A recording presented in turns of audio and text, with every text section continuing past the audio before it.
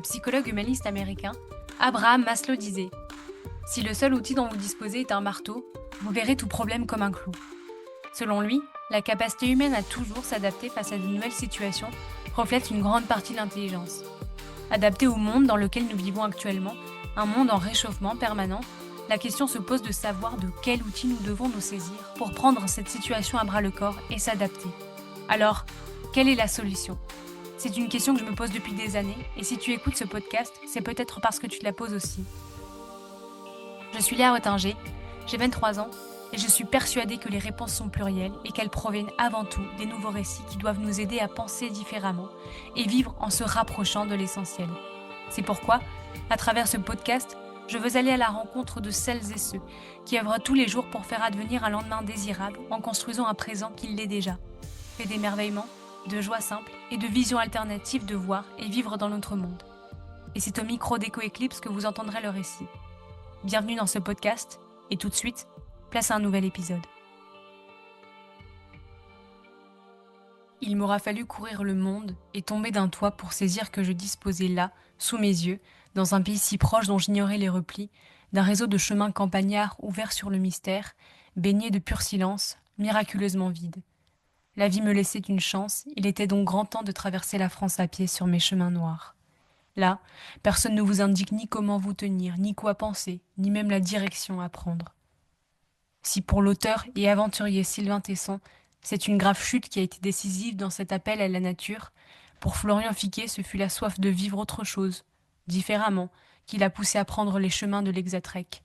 Une aventure en tout point placée sous le signe de la liberté, dont il nous parle dans cet épisode d'Echo Eclipse. Salut Florian, Salut. je suis contente de te rencontrer, enfin. Ça fait longtemps que je te suis sur les réseaux sociaux, donc c'est cool de pouvoir enfin parler de vive voix. On se rencontre aujourd'hui à l'Académie du Climat à Paris. C'est un endroit propice pour aborder tous les sujets dont on va parler juste maintenant. Comment tu vas aujourd'hui?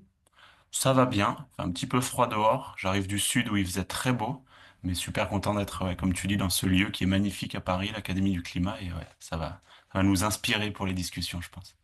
Je suis d'accord. Je te l'ai déjà dit la dernière fois au téléphone, moi je suis assez admirative de ce que tu fais, de comment tu vis, comment tu voyages. C'est pour ça aussi que j'ai voulu te rencontrer aujourd'hui. Moi, dans ma tête, tu représentes un peu le baroudeur par excellence qui peut partir quand il veut, comme ça, qui est assez libre. Tu prends ton sac, tu pars où tu veux, quand tu veux. Comment toi, tu te présenterais? Ah, je me présenterais comme... il y a un terme qui résume bien ça aujourd'hui. Je suis pas fan de ce terme-là, mais je crois que je trouve pas mieux et ça définit bien tout ça. C'est éco-aventurier. C'est-à-dire que ça mêle vraiment l'écologie et l'aventure.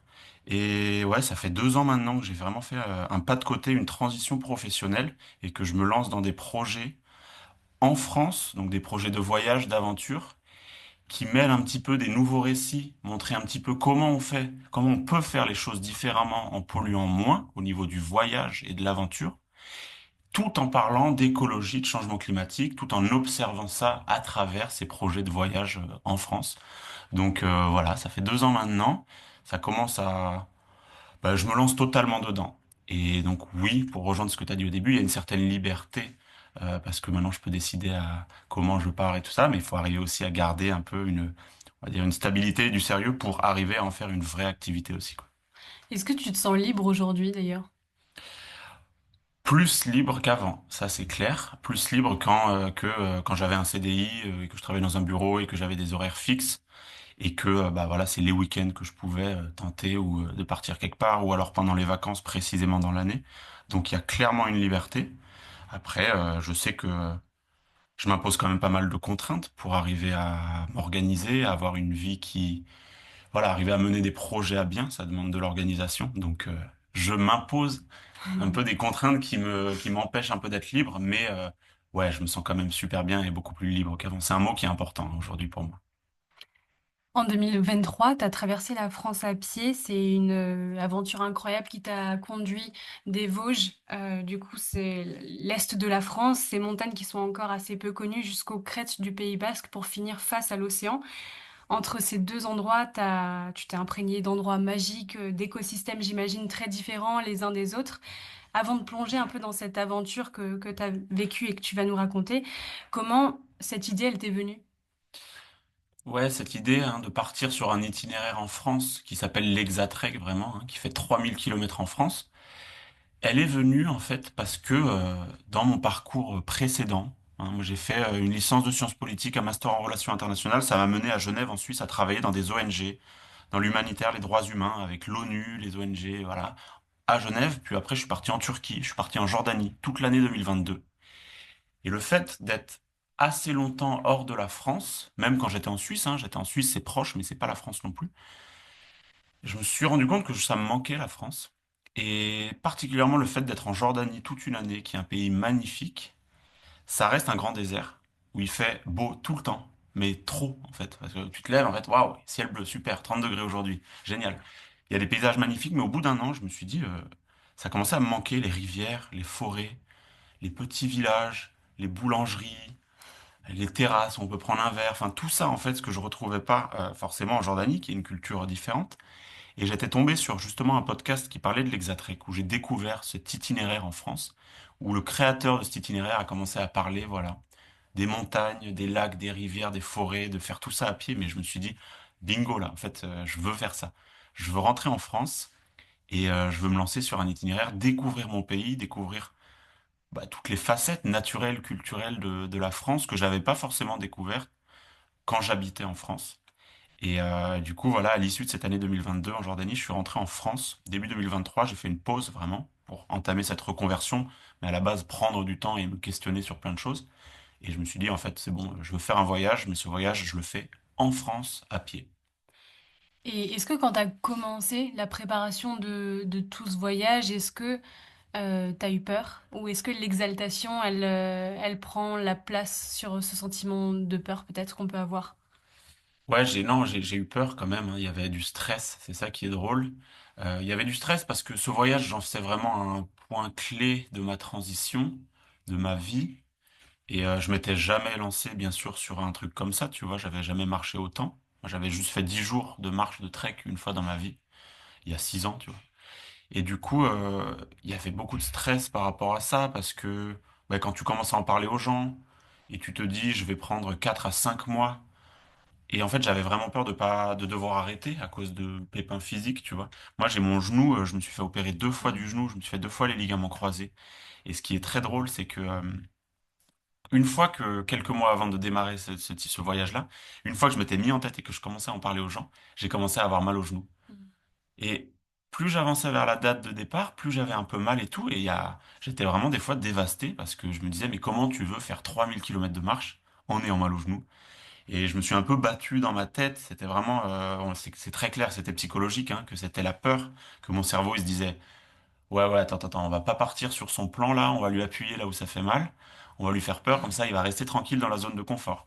J'y suis allé, et c'est assez drôle de se dire qu'une fois que j'ai commencé ce trek, au bout d'une dizaine de jours, plus jamais de douleur au genou, en fait, ça a disparu. Donc il y avait vraiment un côté psychologique. Donc oui, oui, il y avait de la peur parce que ça représentait quelque chose de gros. C'était une énorme sortie de la zone de confort, mais une fois que j'étais dedans, ça y est, quoi, c'était terminé la peur.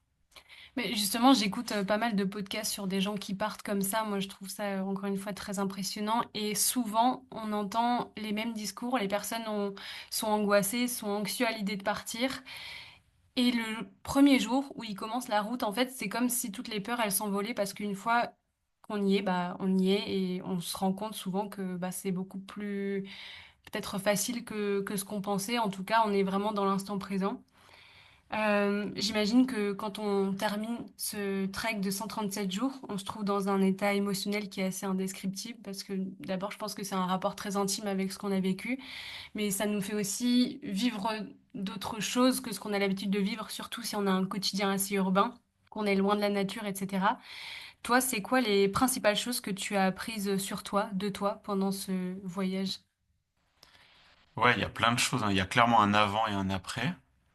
Euh, Ça se joue à plein de niveaux, mais il y a un truc qui, je me rappelle, m'avait marqué, et c'était vraiment génial de s'en rendre compte pendant, au bout d'un moment, en fait, d'une fois qu'on est, parce qu'on est complètement immergé dans le voyage, tu vois. Il y a même plus d'avant, il y a même plus d'après. Genre, j'ai réalisé vraiment à quel point je vivais au présent, tu vois. Et vu que c'était extrêmement long, Je me rappelle m'être fait une réflexion un jour de me rendre compte que je pouvais vivre au présent. Enfin, c'est bête, mais je me disais, tu le vis maintenant, ça y est, c'est là. Je n'étais pas dans la projection ou dans penser avant. Et du coup, j'ai vraiment eu le temps de vivre ça de manière pleine.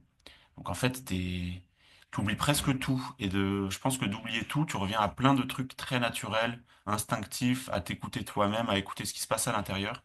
Et une des choses vraiment qui était ressortie, c'était une espèce de confiance, euh, une confiance un peu en la vie, tu vois, pas forcément en moi, mais genre en gros, les choses vont bien se passer si tu y crois et si tu écoutes un petit peu ce qui se passe à l'intérieur. Et là où justement ce constat-là, je trouve que dans une vie plus cadrée, avec un boulot en ville et tout, cette confiance-là, elle n'arrivait pas, parce qu'elle se faisait rabattre un petit peu par tout ce qu'il y a autour, par la ville, par les gens, par les autres, la comparaison. Et là, d'être dans un élément comme ça, il y avait tout simplement le champ des possibles qui s'est ouvert dans ma tête, et je me suis dit, tout est possible, mais je sais que c'est possible. Et c'était génial, en fait, de réaliser ça. Et c'est pour ça que derrière, je me suis lancé. J'ai continué sur cette lancée, on va en parler après, je pense. Mais j'aurais jamais osé me lancer là-dedans directement avant de faire un voyage comme ça. Donc c'est ce voyage-là qui m'a fait réaliser les possibilités, quoi. Et est-ce que, du coup, tu disais que tu as vécu un peu en Suisse, que tu étais en Jordanie, etc. Donc, tu as forcément, j'imagine, pris l'avion. Est-ce que tu as fait d'autres voyages avant et quelle comparaison tu peux faire entre ce voyage, ces déplacements et ce que tu as pu vivre d'autres avant? Ouais, bah bien sûr, c'est clair, avant, j'avais pas la même conscience, donc j'ai voyagé. Je dirais pas que je faisais des voyages, tu vois, je prenais pas de manière, gigantesque l'avion tous les mois pour aller faire des voyages des week-ends. J'ai fait quelques voyages. J'ai toujours eu un peu cette fibre de faire des trucs, on va dire un peu originaux, dans des pays un petit peu différents. Moi, le Moyen-Orient, ça m'a passionné. J'ai fait des études sur le Moyen-Orient. J'ai appris un peu l'arabe et tout. J'avais fait un super voyage dans le pays de Oman. Et c'était dingue parce que c'était l'inconnu. C'était vraiment de la découverte et tout. J'avais fait 3 semaines. Et pareil, avec des bivouacs, de la marche et tout ça, c'était génial. Mais avec une voiture aussi, voilà, c'était un peu plus préparé. Mais déjà, c'était différent de ce que j'ai fait là en France parce que c'était moins long. J'avais jamais fait un voyage aussi long que celui en France. Donc, il y a vraiment ce côté immersif qui change tout. Et par rapport à d'autres voyages, à Oman, je sais pas, dans d'autres pays que j'avais fait, c'est la manière de le faire en totale itinérance, à pied, en totale autonomie, avec tout dans mon sac à dos et en faisant du bivouac et en se ravitaillant dans les petits magasins et en avançant, en avançant, en avançant. Ça, c'était unique et ça change tout en fait sur d'autres types de voyages que j'avais pu faire, quoi. Donc il y a clairement une différence. Et tu l'as dit, avec ce genre de voyage, le champ des possibles, il s'est ouvert pour toi. Tu me disais que pour l'instant, ouais, tu as envie de vivre de plus en plus en itinérance. Euh, et pourtant, on vit encore dans un monde où j'ai l'impression il existe encore pas mal d'injonctions sociales à avoir, à gagner sa vie régulièrement, à avoir un job plutôt stable, etc. Pourquoi aujourd'hui tu veux faire fi de ça? Bah, déjà, enfin, j'essaye, hein, mais moi j'ai très souvent du stress et de la peur hein, par rapport à tout ça. Il y a toujours ce rappel et parce que mine de rien, il faut quand même arriver, tu vois. Enfin là, je suis pas en mode ermite où je vis dans la nature et je dépense pas d'argent, je n'en veux pas, etc. Je suis quand même intégré dans tout un tas de choses dans la société. J'ai pas envie d'en sortir complètement, de me couper de tout. J'ai envie de le faire différemment. Mais c'est vrai qu'il y a un stress qui est constant par rapport à l'argent et à la stabilité et tout.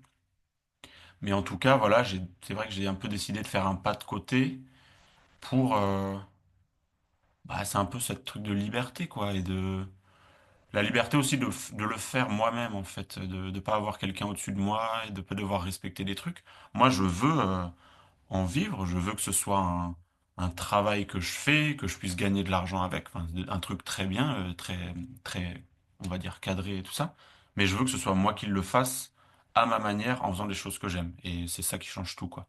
Donc, euh, donc voilà, j'ai fait ce pas de côté, mais c'est vraiment pour pouvoir aller dans des trucs que j'aime avant tout et ressentir cette liberté. C'est le mot qu'on disait au début, il est important, quoi. Hmm. Et ce voyage, tu l'as entrepris d'abord pour toi, parce que tu avais envie de vivre autre chose, mais aussi, et c'est une grande partie de ce projet d'éco-aventure, Je dis éco-aventure parce que ça rejoint un peu l'écologie. Tu as voulu, voir par tes propres yeux, éprouver par ton propre corps les conséquences du dérèglement climatique sur le territoire, français. Et pour ça, tout au long de ton voyage, tu as rencontré des experts, notamment des glaciologues, qui t'ont expliqué non seulement que les glaciers, ils existent pas seulement dans les extrêmes polaires, mais aussi qu'il y en a en France et qu'ils sont gravement en danger. Est-ce que tu peux nous en dire plus là-dessus et sur tout ce que tu as appris? Ouais, c'était un voyage. L'idée, c'était vraiment de se dire comment, de manière vraiment, tu vois, non scientifique, un peu moins en débarquant comme ça, comment je peux observer le changement climatique en France. Parce que je voulais vraiment m'inspirer. Je voulais, à travers ce voyage, c'était me lancer aussi, tu vois, dans des, que je puisse m'investir dans l'écologie parce que ça me touchait beaucoup. Et je m'étais dit comment je le fais. Bah, déjà, à travers ce voyage, je peux le faire moi en prenant conscience et aussi en le partageant, en partageant ce que je vois, en partageant les gens que je rencontre, euh, pour aussi bah, aider à faire prendre conscience de manière générale. Donc effectivement, j'ai vu pas mal de choses. Comme tu dis, je pense qu'une des principales découvertes vraiment assez profondes, ça a été les glaciers en France, les glaciers dans les Alpes, les glaciers dans les Pyrénées aussi, qui sont très peu connus. Je pense que c'est même eux qui vont peut-être le plus marquer dans les Pyrénées. Dans les Alpes, déjà, c'était dingue parce que j'ai pu mettre les pieds sur un glacier tout seul pour la première fois de ma vie. Et en ayant des connaissances un petit peu pour les glaciers et en étant dessus, ça te met une claque en fait de te rendre compte de l'importance du rôle joué par un glacier, de la beauté, mais aussi de sa fragilité. Et de se tenir sur un glacier et de se dire qu'il va disparaître dans quelques décennies, c'est assez marquant. J'ai trouvé ça vraiment dingue. Donc ça, c'est dans les Alpes. Il y a eu ça dans les Pyrénées aussi. J'ai rencontré dans les Pyrénées un glaciologue qui s'appelle Pierre René, qui fait vraiment un travail génial sur les glaciers des Pyrénées, pour les documenter, pour les mesurer. On a pu discuter et il m'a fait prendre conscience, voilà, que dans les Pyrénées, tous les glaciers disparaîtront d'ici une quinzaine d'années. Ce qui est un constat, bah, c'est dingue, quoi. Et le Et premier qui est menacé, c'est le glacier d'Ossou. Est-ce que c'est celui-ci ou j'ai l'impression qu'on en parle beaucoup de on celui-ci? en parle beaucoup parce que c'est le plus gros qui reste dans les Pyrénées françaises. C'est celui qui fond le plus vite. C'est pas celui qui va disparaître. De toute façon, enfin, les glaciers dans les Pyrénées, ils disparaissent un par Mm. un, hein. Chaque année, il y en a un qui disparaît. Lui, le glacier d'Ossou, bah, il va disparaître un peu en dernier. Mais vu que c'est le plus gros, c'est celui qui prend le plus cher chaque été. C'est impressionnant. 2022 et 2023, il a perdu 5 mètres d'épaisseur chaque été. T'imagines 5 mètres en quelques mois qui C'est fondent, énorme. c'est énorme. Et du coup, voilà, ça a été vraiment une révélation assez dingue de voir ces glaciers et de comprendre à quel point ils fondaient en France. Et j'ai trouvé ça, c'était en fait un objet extrêmement euh, symbolique, écologique, voire même politique, les glaciers, et que ça pouvait être, tu vois, un vecteur illustratif, hein, vraiment une bonne manière de parler du changement climatique et de faire prendre conscience aux gens de ce qui se passe, tu vois. Alors, je sais que t'es pas glaciologue, que t'es pas expert, mais hier soir notamment, tu étais aussi à l'Académie du climat pour une conférence où vous parliez, je crois, un peu des glaciers.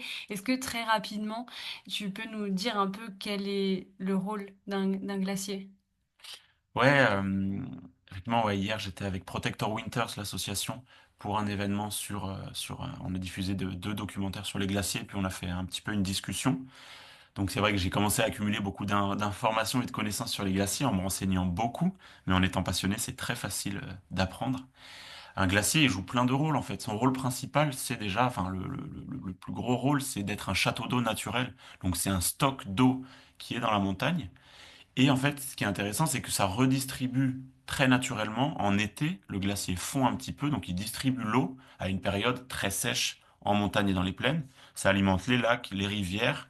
Donc pour l'irrigation, ça joue un rôle super important. Dans des moments de l'année où il y a très peu de précipitations, le glacier le redistribue naturellement. Cette eau donnée par le glacier, elle va avoir un rôle. Il y a beaucoup d'installations hydroélectriques, des barrages, des centrales qui sont alimentées par l'eau des glaciers. Donc en fait, les glaciers jouent un rôle pour notre énergie, voire même des fleuves comme le Rhône, où il y a énormément de centrales nucléaires. C'est jusqu'à 40% du débit du Rhône qui dépend des glaciers. On a énormément de centrales nucléaires. Le jour où il n'y a plus de glaciers, eh ben, il y a beaucoup moins d'énergie, il y aura beaucoup plus de problèmes en France. Les glaciers, ils apportent du froid grâce à vraiment, c'est un effet physique, c'est l'effet albédo. Vu qu'ils sont blancs, enfin qu'ils sont clairs, ils renvoient la chaleur du soleil. Plus le glacier rétrécit dans une vallée, moins il va renvoyer la chaleur du soleil. Et à l'inverse, c'est des roches qui apparaissent. Ça va renvoyer, bah, ça va capter la chaleur, ça va réchauffer l'environnement. Donc c'est pour ça que les Alpes et les montagnes, de manière générale, se réchauffent beaucoup plus vite que le reste des territoires, parce qu'en fait, c'est de de la neige, de la glace qui disparaît, donc ça devient de plus en plus chaud parce que ça capte tout ça. Il y a aussi l'élévation du niveau des mers, au niveau de la fonte des glaciers à l'échelle mondiale. Il y a aussi des populations entières en Asie, des milliards de gens qui dépendent des grands fleuves qui sont alimentés par les glaciers. Il y a aussi le maintien des falaises, des roches, de la stabilité de la montagne qui crée des effondrements à cause de la fonte des glaciers. Donc, en fait, on se rend compte que le glacier, c'est pas juste un objet visuel, c'est quelque chose qui joue plein de rôles différents. Et leur fonte, il faut se rendre compte de l'impact que va avoir leur fonte, leur disparition. Et c'est vraiment pas un objet qui est anodin. Donc, c'est très intéressant d'en parler. Oui, ils ont un rôle absolument essentiel pour l'ensemble de la planète. Est-ce que, au-delà des glaciers, même si tout est interconnecté, il y a d'autres choses qui t'ont marqué du point de vue des conséquences de la dégradation de la planète pendant ton voyage en France? Ouais, ouais, il y a des choses qui m'ont marqué très directement en tant que randonneur. La première, justement, dès mon départ dans les Vosges, ça a été la sécheresse. En fait, il y a eu que du beau temps, ce qui est très bien, on va pas se plaindre, mais en même temps, beaucoup de rivières à sec, des fontaines très régulièrement dans les villages à sec, des sols un peu très durs, des herbes dès le printemps qui sont très sèches, et en fait, on était déjà en alerte sécheresse dans les Vosges au printemps 2023, et en fait, on trouve moins d'eau. Et ça peut vite devenir un problème quand on compte. Moi, j'ai une gourde filtrante, donc je compte sur des rivières, des petites sources. Quand elles sont à sec, on s'en rend vite très compte qu'il y a un problème. On s'en rend compte très vite qu'il y a un problème. Et donc ça, c'était déjà vraiment cette sécheresse. Ça a un peu été le fil rouge d'ailleurs de ma traversée, parce que je l'ai retrouvé un peu partout en France. 2023, c'était très sec comme année. Donc la question de l'eau, elle devient vite cruciale hein, quand on en manque. C'est assez fou. Et sinon, quelque chose qui est très visible aussi, c'est la chaleur dont on ressent très vite. J'ai eu 2023, c'était un été très chaud. J'ai eu des vagues de chaleur, des canicules. J'ai eu une journée où j'ai marché, il faisait 43 degrés. C'était en Lozère, en plein mois d'août. Et là, on se rend compte, c'était un peu un test. Je voulais voir ce qui se passait et tu te dis, waouh, là, c'est chaud. C'est très chaud pour le coup. Et ça devient dangereux. Mais je me suis dit, en fait, dans 20, 30, 40 ans, avec les projections qu'on a, c'est des étés normaux, ça. Donc en fait, on pourra plus faire de la rando en été comme ça. Ce sera plus les mois de la rando l'été. Et je trouve ça assez marquant de le voir de ses propres yeux et de le constater, quoi.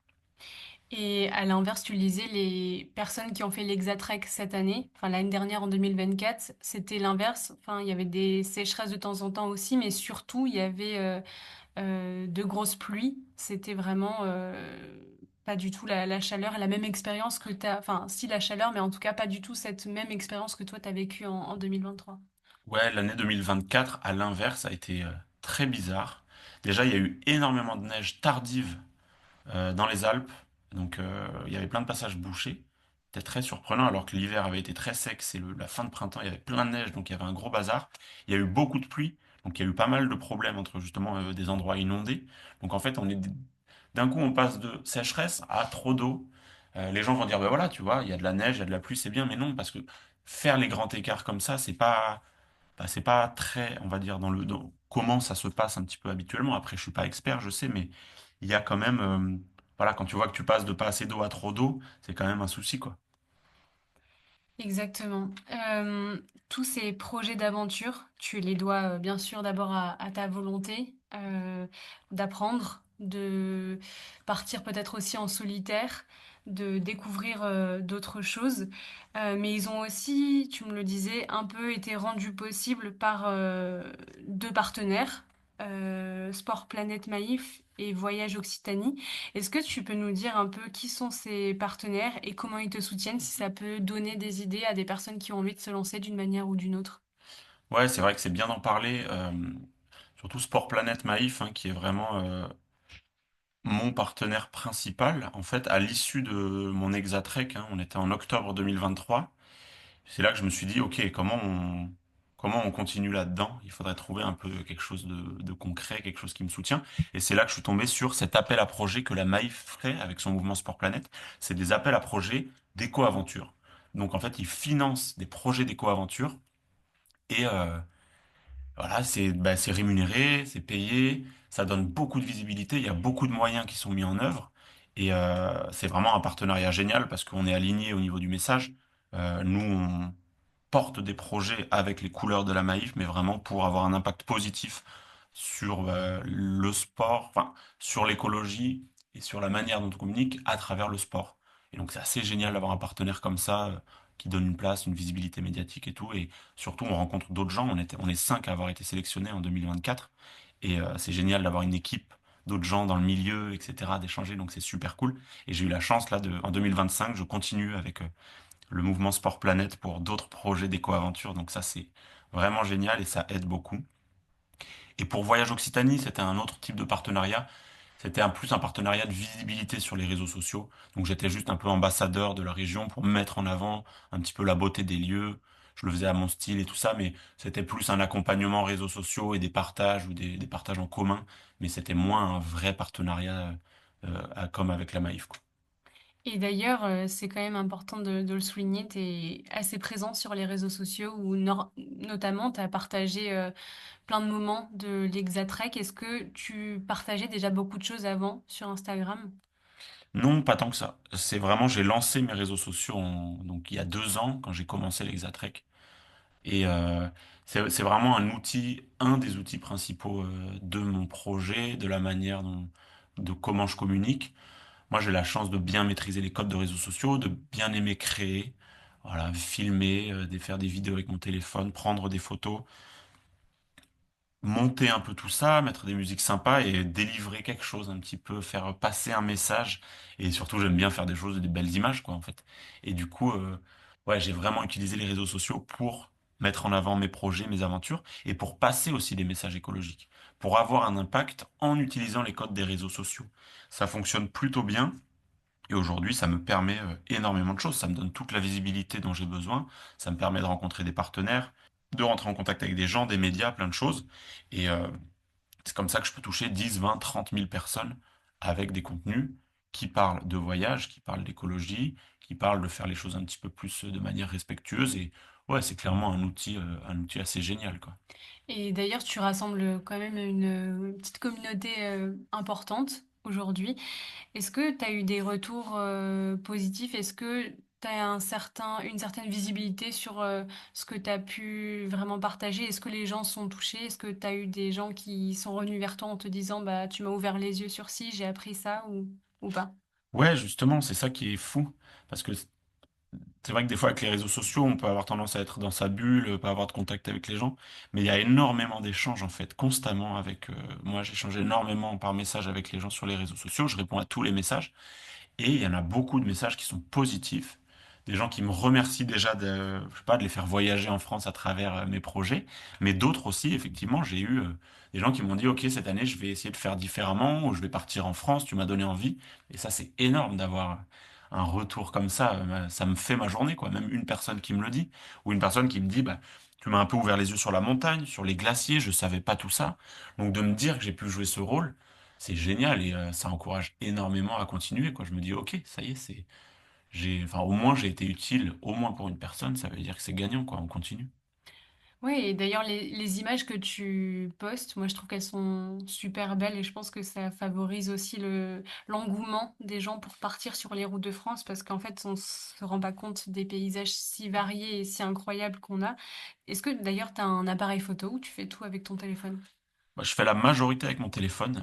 J'ai un appareil photo que j'ai acquis récemment, l'année dernière, mais par exemple, mon Exatrek, c'est le téléphone. Et aujourd'hui, avec les téléphones, on peut largement faire des contenus, surtout en fait contenus réseaux sociaux. Sur ce format-là, ça fonctionne très très bien. J'ai juste un petit stabilisateur quand je marche, c'est quand même beaucoup plus simple, ça se tient à la main. Et oui, oui, aujourd'hui, le téléphone suffit largement, pas besoin de se dire il faut du matos, des caméras, des trucs.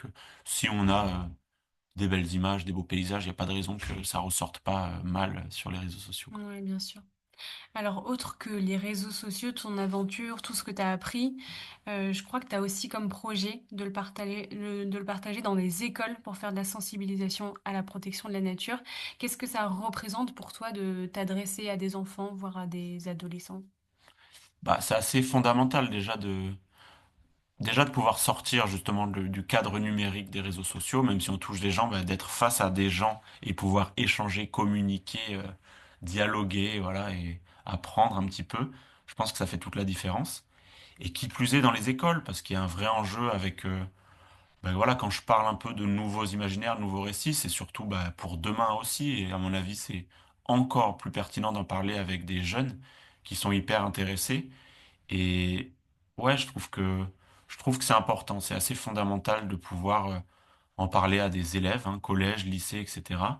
De leur montrer que c'est possible en France, parce que sinon il y a tous ces récits de voyage, de prendre l'avion, d'aller forcément loin, qui sont hyper envahissants et qui sont vraiment déjà dans les têtes à travers les réseaux sociaux et tout. Donc vraiment pouvoir apporter un autre narratif, le montrer de manière un petit peu, bah voilà, un petit peu dynamique, assez cool, avec des vidéos, des réseaux sociaux et tout, mais en l'amenant vraiment concrètement devant des jeunes, ouais, ouais, c'est clairement un objectif. Ouais. Oui, ça peut peut-être aussi concourir à casser le mythe de l'aventurier qui doit partir forcément, je sais pas moi, dans la jungle, etc. En fait, un aventurier, c'est aussi, en tout cas, l'aventure, elle peut être partout. Je pense que c'est important de véhiculer ça aussi, de le montrer aux enfants, aux jeunes personnes qui sont en train de se construire, quoi. Je sais pas ce que t'en penses. Ah oui, oui, parce que de toute façon, c'est un peu le cœur de mon message, hein, ce récit-là, ce partage-là, de montrer que oui, enfin, des aventures incroyables. Enfin, tu vois, je t'ai dit, hein, moi j'avais déjà voyagé à l'étranger, j'avais déjà fait un peu, voilà, d'autres types de voyages, mais l'aventure de ma vie, je l'ai vécue en France, quoi, en 2023 à pied. Donc, à partir de là, il n'y a pas de raison que ce soit pas la même chose pour les gens. On a un pays en plus qui est incroyablement magnifique. On peut vivre toutes ces choses-là. On a une diversité de paysages. Donc, on peut le faire sans prendre l'avion au bout du monde. Je veux dire, c'est bien, hein, il y a tout un côté sympa avec le voyage à l'étranger et tout. Mais on commence à avoir un impact quand même. Il y a vraiment cette idée aussi de moi, je me sens de plus en plus mal à profiter de la nature, à être bien dans la nature en prenant l'avion, sachant que ça impacte cette nature, en fait. Donc, comment tu peux ne pas te mordre la queue comme ça, hein, c'est un peu le serpent, quoi. Et du coup, bah, voilà, tout simplement découvrir un peu et ça ouvre un peu aussi, comme je disais, le champ des possibles de se rendre compte de ça, qu'on peut le faire en France, quoi. Et d'ailleurs, découvrir, continuer à faire tout ce que tu fais, je crois que c'est dans tes projets. Tu l'as dit avant, ton mandat d'éco-aventurier avec Sport Planète Maïf, il a été enfin, renouvelé pour 2025. C'est quoi tes projets pour cette année? Ouais, les projets, ils vont petit à petit sortir. Je les partagerai, mais l'idée cette année, c'est de montrer justement, c'est totalement dans ce thème-là, c'est de faire un tour du monde en France. Et c'est de partager en fait des destinations qui vont être presque exotiques, presque très lointaines en fait. Et en fait, on est en France. Parce qu'on a la chance d'avoir vraiment ces paysages qui nous font penser vraiment à l'ailleurs, à d'autres continents. Mais en fait, voilà. Par exemple, dans le Massif central, on a des volcans, on a des steppes un peu qui peuvent faire penser, je sais pas moi, à l'Asie centrale. On peut aller dans les Alpes, il y a des glaciers qui ressemblent à la Patagonie, il y a la côte bretonne qui ça peut faire Atlantique, Sud, des petites îles. Enfin, il y a tellement une diversité de paysages que on peut faire un espèce de tour du monde et c'est l'idée que je vais faire, enfin que j'ai, c'est de faire un petit peu, de comparer et d'amener un nouvel imaginaire aussi en mettant l'appui sur un petit peu l'empreinte carbone du tourisme, de ces voyages fictifs, combien ça aurait dépensé en termes de CO2 si j'avais pris l'avion, et comment le faire en France, finalement en vivant un petit peu le même genre de dépaysement, quoi. Donc, je suis assez excité pour ça. Il y aura plusieurs projets un peu à droite, à gauche en France, et ça va être assez génial, quoi. Ça donne trop envie. Et pour les gens qui nous écoutent et à qui ça donnerait envie aussi, toi, tu prends le temps long pour le faire, mais c'est ce qu'on disait avant en off, l'Exatrek, bah, il y a l'application, je crois, pour accéder aux cartes. Et en fait, c'est tout à fait possible de faire des portions. On n'est pas obligé de faire les 3000 km en fonction de sa région. Il y a voilà, on peut suivre les sentiers pendant quelques jours. On n'a pas besoin de partir 137 jours comme toi, par exemple. Ouais, ouais, c'est clair, c'est un truc que les gens ils me disent toujours, ah, mais moi je pourrais jamais faire ça, j'aurais jamais le temps. Bah, ce qui est totalement normal, hein. Si on a des enfants, un boulot, une maison, etc., on est en couple, c'est assez compliqué. Et je dis pas aux gens il faut partir 5 mois marcher, tout ça. C'est juste montrer que c'est possible. Et on peut faire. J'ai rencontré quelqu'un cet été, quand je marchais dans les Alpes, on a parlé de l'Exatrek, et lui faisait une semaine, je sais plus, mais il voulait faire son Exatrek en 10 ans, en fait. Bah, une semaine ou deux par an, en fait. Et une semaine en mai, une semaine en septembre, enfin quelque chose comme ça. Et ben ouais, totalement. Ou même juste partir en week-end, déjà découvrir un petit peu les possibilités. C'est ça hein, que je veux partager. C'est pas de dire quittez tout et partez marcher. Enfin, moi, ça m'a convenu dans une période de ma vie où je voulais le faire, mais c'est pas du tout un truc que je dis aux gens de faire, quoi. Chacun fait à sa manière, mais juste, voilà, on peut faire un petit peu les choses différemment. Alors, on a évoqué pas mal de choses et tu as beaucoup de choses à partager, mais est-ce que, pour conclure, Euh, pour résumer peut-être, est-ce que tu as un message, quelque chose à retenir de cette discussion à faire passer aux auditeurs et aux auditrices qui nous écoutent? Bah, c'est vrai qu'on a abordé des points importants, donc je, ça va répéter un peu ce que j'ai dit, mais tout simplement, voilà, on peut vivre des aventures incroyables sans partir au bout du monde. Et des fois, enfin, moi, je me suis rendu compte que c'était aussi tout un modèle qu'on nous avait vendu, un modèle très commercial du tourisme qui est axé sur le lointain, l'avion, des destinations forcément exotiques. Et en fait, il suffit juste de changer un petit peu ce modèle. C'est pour ça que je parle de changer de récit.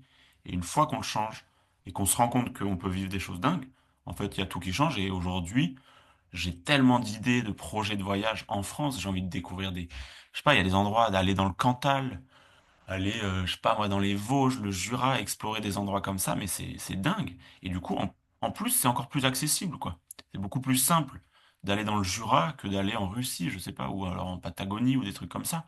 C'est beaucoup moins cher, c'est beaucoup plus simple. Donc, voilà, ça peut se faire en France. Et en plus, bah, je trouve qu'on impacte moins la planète en faisant ça, donc c'est tout bénef. Et voilà, il y a plein de choses à explorer et plein d'aventures à vivre comme ça. Ouais.